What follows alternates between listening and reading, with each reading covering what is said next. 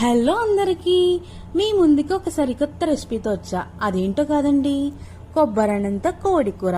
ఈ కొబ్బరన్నం చిన్నపిల్లల దగ్గర నుంచి పెద్దవాళ్ళు ఎవరైతే మసాలా ఘాటు తినరో వాళ్ళకి పర్ఫెక్ట్ కాంబినేషన్ అనమాట. ఒకసారి వీడియోని అయితే మిస్ కాకుండా ఎండ్ వరకు చూసేయండి. అలానే ఒక విషయం అయితే షేర్ చేసుకుంటాను. అదేంటంటే, ఒక ఆడపిల్ల భవిష్యత్తు కోసం ఎన్నో కలలు కంటూ అద్భుతంగా ఏర్పరచుకుంటుంది. కానీ తన కన్న తల్లిదండ్రులు మాత్రం ఆ కళల్ని కూల్చి కన్యాదానం చేసి ఒక కొత్త ప్రపంచానికి అయితే పంపిస్తారు.